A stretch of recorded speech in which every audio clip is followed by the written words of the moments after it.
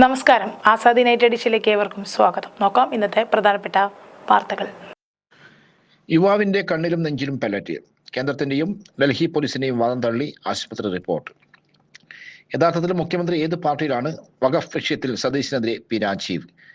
നിയമസഭാ തെരഞ്ഞെടുപ്പ് കാലത്ത് തൃശൂരിലെത്തിച്ചത് 17 ചാക്ക് കള്ളപ്പണം. മുൻ Thrissur BJP office secretary. Doctor റാമിനെ രക്ഷിക്കാൻ ഒത്തുകളി, പോലീസിന് തിരിച്ചടി. അന്വേഷണ ഉദ്യോഗസ്ഥന് കാരണം കാണിക്കൽ നോട്ടീസ്. മോദി സർക്കാരിന്റെ നറുനായിട്ട് 24-ന് അഖിലേന്ത്യാ പണിമുടക്ക്. രാജ്യഭാഗ പ്രതിഷേധത്തിന് ഒരുങ്ങിയ SFI. നാളെ KSU പണിമുടക്ക്. വിശദമായ വാർത്തകളിലേക്ക് കടക്കാം. യുവാവിന്റെ കണ്ണിലും നെഞ്ചിലും പെല്ലറ്റ്. കേന്ദ്രത്തിന്റെയും ഡൽഹി പോലീസിന്റെയും വാദം തള്ളി ആശുപത്രി റിപ്പോർട്ട്. നീറ്റ് പരീക്ഷാ ക്രമക്കേടുകളിൽ പാർലമെന്റ് ചർച്ച നടത്തിയ യുവാക്കൾക്കു നേരെ പെല്ലറ്റ് ഗൺ ഉപയോഗിച്ചില്ലെന്ന കേന്ദ്ര സർക്കാരിന്റെയും ഡൽഹി പോലീസിന്റെയും വാദം തള്ളി ആശുപത്രി റിപ്പോർട്ട്. അർദ്ധസേനയുടെയും ഡൽഹി പോലീസിന്റെയും അതിക്രമത്തിൽ ഗുരുതരമായി പരിക്കേറ്റ യുവാവിന്റെ കണ്ണിൽ നിന്നും പെല്ലറ്റുകൾ നീക്കം ചെയ്തു.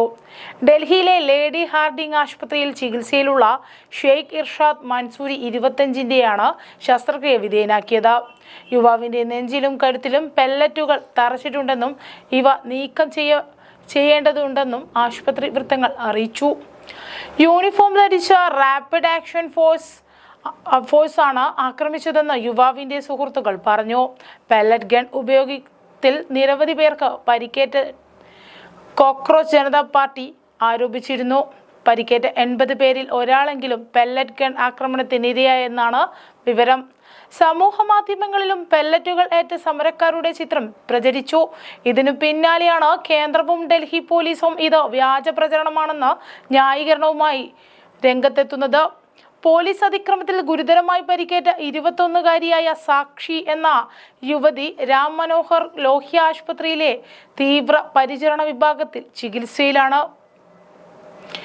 യഥാർത്ഥത്തിൽ മുഖ്യമന്ത്രി ഏത് പാർട്ടിയിലാണ്? വഖഫ് വിഷയത്തിൽ സതീശനെതിരെ പി രാജീവ്.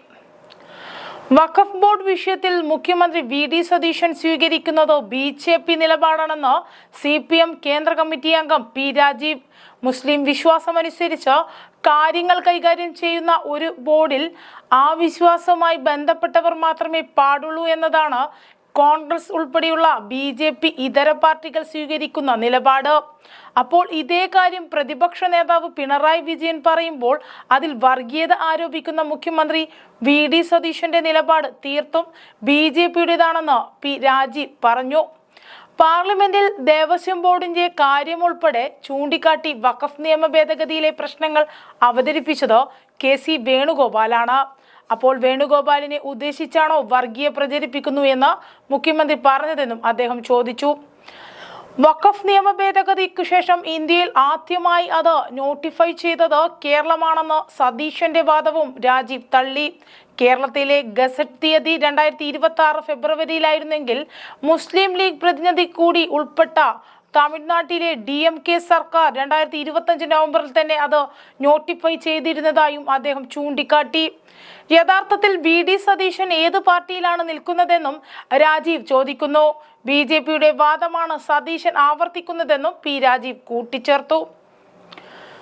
നിയമസഭാ തെരഞ്ഞെടുപ്പ് കാലത്ത് തൃശൂരിലെത്തിച്ചത് 17 ചാക്ക് കള്ളപ്പണം. മുൻ തൃശൂർ BJP ഓഫീസ് സെക്രട്ടറി. നിയമസഭാ തെരഞ്ഞെടുപ്പ് കാലത്ത് BJP തൃശൂർ ജില്ലാ കമ്മിറ്റി ഓഫീസിലേക്ക് കോടിക്കണക്കിന് രൂപയുടെ കള്ളപ്പണം ഒഴുകിയെന്ന ഗുരുതരമായ ആരോപണവുമായി മുൻ ഓഫീസ് സെക്രട്ടറി അക്ഷയ് രംഗത്ത്. 17 ചാക്കുകളിലായി ഏകദേശം 25 കോടി രൂപയോളം ഓഫീസിലെത്തിച്ചെന്നാണ് അക്ഷയുടെ വെളിപ്പെടുത്തൽ. BJP നേതൃത്വത്തെ പൂർണ്ണമായും പ്രതിരോധത്തിലാക്കുന്നതാണ് പുതിയ തുറന്നുപറച്ചിൽ. എന്നാൽ ഇത്രയും അധികം തുക എവിടെ നിന്നാണ് വന്നതെന്ന കാര്യത്തിൽ തനിക്ക് വ്യക്തതയില്ലെന്ന് അക്ഷയ മാധ്യമങ്ങളോട് പറഞ്ഞു. പണം ഓഫീസിലെത്തിച്ച സമയത്ത് അവിടുത്തെ CCTV ദൃശ്യങ്ങൾ ഓഫാക്കാൻ തന്റെ മേൽ കടുത്ത സമ്മർദ്ദമുണ്ടായിരുന്നു. താൻ ഓഫീസിൽ തുടരുന്നത് നേതാക്കൾക്ക് ഭീഷണിയാകുമെന്ന് കണ്ടതുകൊണ്ടാണ് തന്നെ ജോലിയിൽ നിന്നും ഒഴിവാക്കിയതെന്നും അക്ഷയ് ആരോപിക്കുന്നു. നിലവിൽ തനിക്ക് നേരെ വധഭീഷണിയുണ്ടെന്നും തനിക്ക് എന്തെങ്കിലും സംഭവിച്ചാൽ അതിന് ഉത്തരവാദികൾ ജില്ലാ സെക്രട്ടറി ഉൾപ്പെടെയുള്ള BJP നേതാക്കളായിരിക്കുമെന്നും അക്ഷയ് കൂട്ടിച്ചേർത്തു. ഡോക്ടർ റാമിനെ രക്ഷിക്കാൻ ഒത്തുകളി, പോലീസിന് തിരിച്ചടി. അന്വേഷണ ഉദ്യോഗസ്ഥന് കാരണം കാണിക്കൽ നോട്ടീസ്. അഞ്ചരക്കണ്ടി ദന്തൽ കോളേജ് 1ാം വർഷ BDS വിദ്യാർത്ഥി നിതിൻ രാജ് മരിച്ച കേസിൽ ഡോക്ടർ MK റാമിനെ നിയമപ്രകാരമുള്ള നടപടിക്രമം പാലിക്കാതെ അറസ്റ്റ് ചെയ്തു. അന്വേഷണ ഉദ്യോഗസ്ഥന് നോട്ടീസ് അയക്കാൻ തലശ്ശേരി SC/ST പ്രത്യേക കോടതി ഉത്തരവ്. അന്വേഷണ ഉദ്യോഗസ്ഥന്റെ ഭാഗത്തു നിന്നുമുണ്ടായ വീഴ്ച സുപ്രീം കോടതി നിർദ്ദേശങ്ങളോടുള്ള അവഗണനയും ഡ്യൂട്ടിയിലുള്ള വീഴ്ചയുമാണെന്ന് കണ്ടാണ് കാരണം കാണിക്കൽ നോട്ടീസ് നൽകാൻ ഉത്തരവിട്ടത്. പ്രതിയെ വിട്ടയച്ചുള്ള കോടതി ഉത്തരവിലാണ് ഇതു സംബന്ധിച്ച നിർദ്ദേശം. അന്വേഷണ ഉദ്യോഗസ്ഥന് കോടതി ഉത്തരവിന്റെ പകർപ്പ് ചൊവ്വാഴ്ച കൈമാറി. അറസ്റ്റിന്റെ കാര്യങ്ങൾ കുറ്റാരോപിതനെ കൃത്യമായി അറിയിക്കണമെന്ന് സുപ്രീം കോടതി നിർദ്ദേശങ്ങൾ എന്തുകൊണ്ട് പാലിച്ചില്ലെന്ന് അന്വേഷണ ഉദ്യോഗസ്ഥർ വിശദീകരണം. സുപ്രീം കോടതിയുടെ വിവിധ ഉത്തരവുകൾ പരാമർശിച്ചാണ് നിർണായക നടപടി. കോടതിയിൽ പ്രതിയെ ഹാജരാക്കുന്നതിന് മുൻപ് സുപ്രീം കോടതി നിർദ്ദേശപ്രകാരമുള്ള അറസ്റ്റിന്റെ കാരണങ്ങൾ പ്രതിക്ക് രേഖാമൂലം നൽകിയിട്ടില്ലെന്നാണ് പ്രതിഭാഗം അഭിഭാഷകൻ വാദിച്ചത്. സുപ്രീം കോടതി നിർദ്ദേശം കൃത്യമായി പാലിക്കാത്തതിനാൽ പ്രതിയെ ഉടനടി മോചിപ്പിക്കേണ്ടതാണെന്നും വാദിച്ചു. പ്രതിയെ അറസ്റ്റ് ചെയ്തതിന്റെ കാരണങ്ങൾ അറിയിക്കുന്നതായി തയ്യാറാക്കിയ ഫോമുകൾ പരിശോധിച്ചപ്പോൾ പ്രതി ഒപ്പുവെച്ചിട്ടുള്ള 2 ഫോമുകളിലും അറസ്റ്റിന്റെ കാരണങ്ങളായി പ്രതി ഗുരുതര സ്വഭാവമുള്ള കുറ്റകൃത്യം ചെയ്തതിനാലും പ്രതിയുടെ മുൻകൂർ ജാമ്യാപേക്ഷ സുപ്രീം കോടതി തള്ളിയതിനാലും എന്ന് മാത്രമാണ് പരാമർശിച്ചത്. അറസ്റ്റ് ചെയ്യുന്ന സമയത്തോ അതിനുശേഷമോ രേഖാമൂലം നൽകാൻ സാധിച്ചില്ലെങ്കിൽ ആദ്യഘട്ടത്തിൽ വാക്കാൽ അറിയിക്കാം. എന്നാൽ മജിസ്ട്രേറ്റിന് മുന്നിൽ ഹാജരാക്കുന്നതിന് കുറഞ്ഞത് 2 മണിക്കൂർ മുമ്പെങ്കിലും ഇത് രേഖാമൂലം നൽകിയിരിക്കണം. ഇത് പാലിച്ചെങ്കിൽ അറസ്റ്റും തുടർന്നുള്ള കസ്റ്റഡിയും നിയമവിരുദ്ധമാവുകയും വ്യക്തിക്ക് മോചിതനാകാൻ അവകാശമുണ്ടായിരിക്കുകയും ചെയ്യുമെന്നും 11 പേജുള്ള വിധിന്യായത്തിൽ കോടതി വ്യക്തമാക്കി. പോലീസിന്റെ ഗുരുതര വീഴ്ചയാണ് ഡോക്ടർ MK റാമിനെ കോടതി വിട്ടയക്കാൻ ഇടയായത്. തലശ്ശേരി കോടതി വിട്ടയച്ചതിന് പിന്നാലെ കോടതി വളപ്പിൽ നിന്നും വീണ്ടും അറസ്റ്റ് ചെയ്തും മറ്റൊരു വീഴ്ചയായി. റാമിനെ പിടികൂടിയത് കോടതി വിമർശനത്തിന് ശേഷമല്ലേ എന്ന് ഹൈക്കോടതി കഴിഞ്ഞ ദിവസം ചോദിച്ചിരുന്നു. പ്രതിയെ രക്ഷിക്കാനുള്ള പോലീസിന്റെ വഴിവിട്ട നീക്കം വിവാദമായതോടെ പുതിയ അന്വേഷണ സംഘത്തെ ആഭ്യന്തരമന്ത്രി പ്രഖ്യാപിച്ചോ തലയൂരാനാണ് ശ്രമം. നിലവിലുള്ള അന്വേഷക സംഘത്തെ പൂർണ്ണമായും മാറ്റി SP മോഹനചന്ദ്രനാണ് ചുമതല.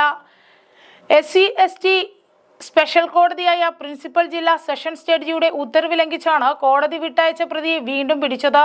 ഉത്തരവ് ലംഘിച്ചുള്ള അറസ്റ്റിൽ നടപടി ഉറപ്പായതോടെ ബന്ധുക്കൾക്കൊപ്പം വിടാനുള്ള പോലീസ് നിർബന്ധിതരാവുകയായിരുന്നു. കൊടിതോരണങ്ങളിൽ ജില്ലയിൽ ഈ വർഷം നീക്കം ചെയ്തത് 525 എണ്ണം. ജനുവരി 1 മുതൽ ജൂൺ 30 വരെ കാലയളവിൽ 414 ബോർഡുകൾ, 86 ബാനറുകൾ, 6 കൊടികൾ, 19 ഹോർഡിങ്ങുകൾ എന്നിങ്ങനെ ആകെ 525 എണ്ണമാണ് നീക്കം ചെയ്തത്.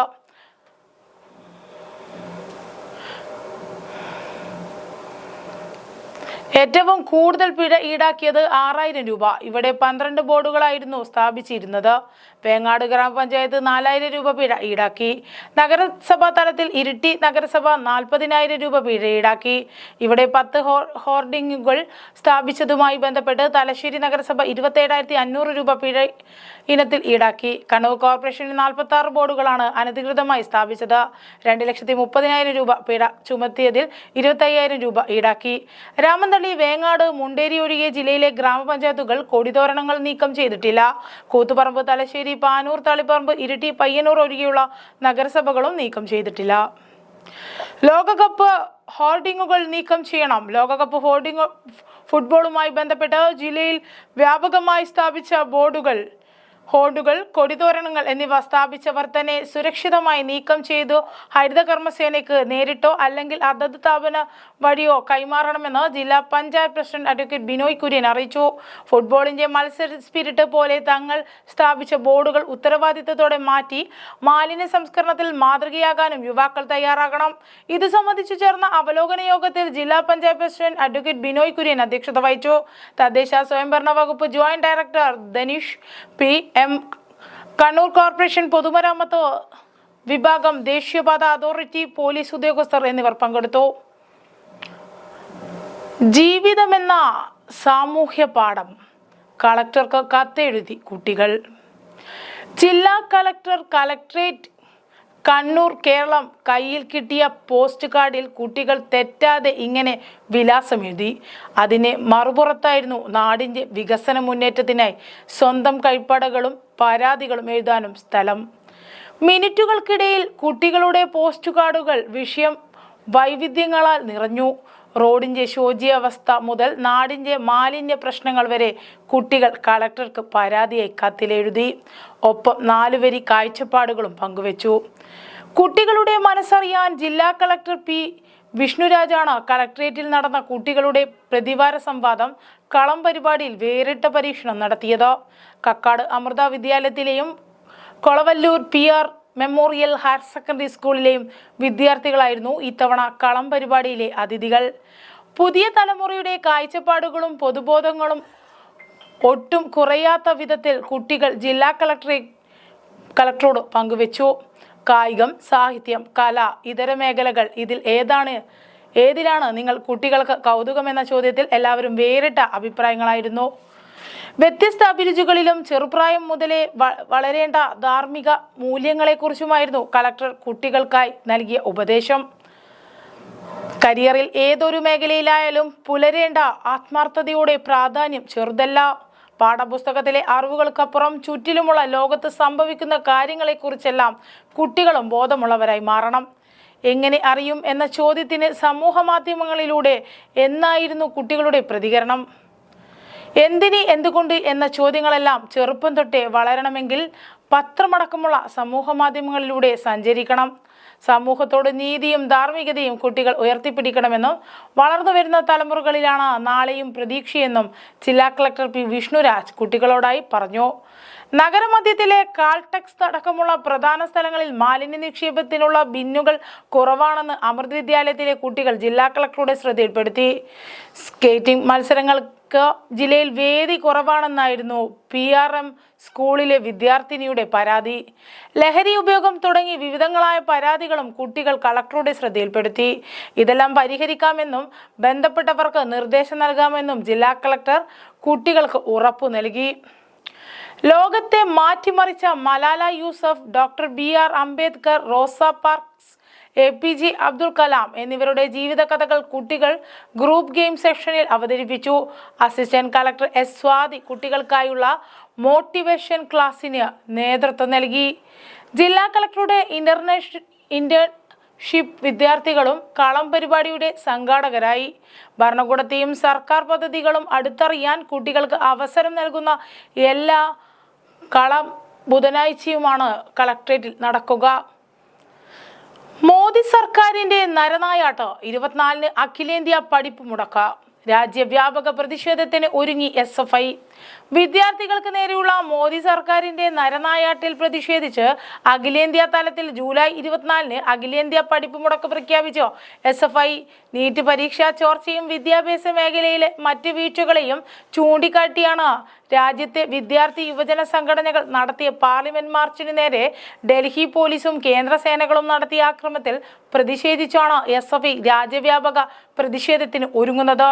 കേന്ദ്ര വിദ്യാഭ്യാസ മന്ത്രി ധർമ്മേന്ദ്ര പ്രധാന്റെ രാജി ആവശ്യപ്പെട്ടുള്ള സമരപരിപാടികൾ SFI അഖിലേന്ത്യാ ജനറൽ സെക്രട്ടറി ശ്രീജൻ ഭട്ടാചാര്യയാണ് വാർത്താസമ്മേളനത്തിൽ പ്രഖ്യാപിച്ചത്. President Adarsh M Saji joint secretary Joshi Ghosh എന്നിവരും വാർത്താ സമ്മേളനത്തിൽ പങ്കെടുത്തു.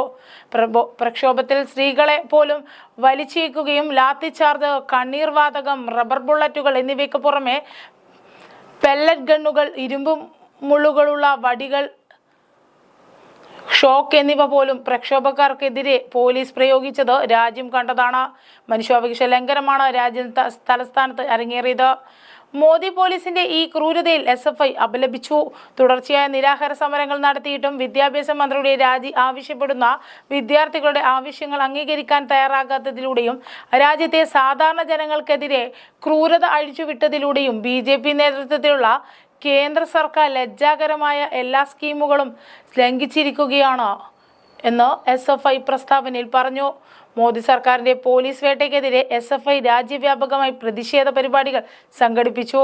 രാജ്യത്തിന്റെ എല്ലാ കോണുകളിലും സംഘടിപ്പിക്കുന്ന പ്രതിഷേധ പരിപാടികളിൽ നിരവധി വിദ്യാർത്ഥികളും ജനങ്ങളും സംഘടിക്കും. ജൂലൈ 22-ന് ക്യാമ്പസ് ക്യാമ്പയിൻ സംഘടിപ്പിക്കും. ഇന്ത്യയിലുടനീളം എല്ലാ കോളേജുകളിലും സർവകലാശാലകളിലും പ്രതിഷേധ പ്രകടനങ്ങളും തെരുവ് യോഗങ്ങളും നടക്കും. ജൂലൈ 23-ന് എല്ലാ സംസ്ഥാനങ്ങളിലും DYFI, AIDWA, AIKS, CITU, AIWU തുടങ്ങിയ സംഘടനകളുടെ പിന്തുണയോടെ SFIയുടെ നേതൃത്വത്തിൽ ലോകഭവൻ മാർച്ച് നടത്തും. കൂടാതെ പ്രതിഷേധങ്ങളുടെ ഭാഗമായി സ്വതന്ത്ര സമര സേനാനി ചന്ദ്രശേഖർ ആസാദിന്റെ ജന്മദിനം ആചരിച്ചു. ജൂലൈ 24-ന് അഖിലേന്ത്യാ പഠിപ്പ് മുടക്ക്, എല്ലാ സ്കൂളുകളും കോളേജുകളും സർവകലാശാലകൾ എന്നിവിടങ്ങളിൽ ക്ലാസ് ബഹിഷ്കരണം നടക്കും. രാത്രി 10 മണി മുതൽ പന്തം കൊളുത്തി പ്രകടനങ്ങളും സാംസ്കാരിക പരിപാടികളുമായി രാത്രി മുഴുവൻ നീണ്ടുനിൽക്കുന്ന പ്രതിഷേധ സംഗമങ്ങൾ നടക്കും. സാംസ്കാരിക രംഗത്തുള്ള പ്രമുഖർ ഉൾപ്പെടെ ആയിരക്കണക്കിന് ആളുകളെ അണിനിരത്തിയായിരിക്കും പ്രതിഷേധ സംഗമങ്ങൾ സംഘടിപ്പിക്കുന്നത്. ജൂലൈ 25-26 തീയതികളിൽ ക്യാമ്പയിൻ വ്യത്യസ്തമാക്കുന്നതിന്റെ ഭാഗമായി രാജ്യത്തുടനീളമുള്ള പോലീസുകാർക്ക് SFI മെലഡി ചോക്ലേറ്റുകൾ നൽകും. റിട്ടേൺ ഗിഫ്റ്റ് എന്നതാണ് ക്യാമ്പയിൻ. വിദ്യാർത്ഥികളെ തല്ലിച്ചതച്ച പോലീസിനെ നല്ല പാഠം പഠിപ്പിക്കുക എന്ന ലക്ഷ്യത്തോടെയാണ് SFI മിഠായി വിതരണം നടത്തുന്നത്. കൂടാതെ ഈ പ്രതിഷേധ പ്രകടന ദിവസങ്ങളിൽ പോലീസ് ക്രൂരതയുടെ ചിത്രങ്ങൾ ഉൾക്കൊള്ളുന്ന ബാനറുകളും ബോർഡുകളും സ്ഥാപിക്കും.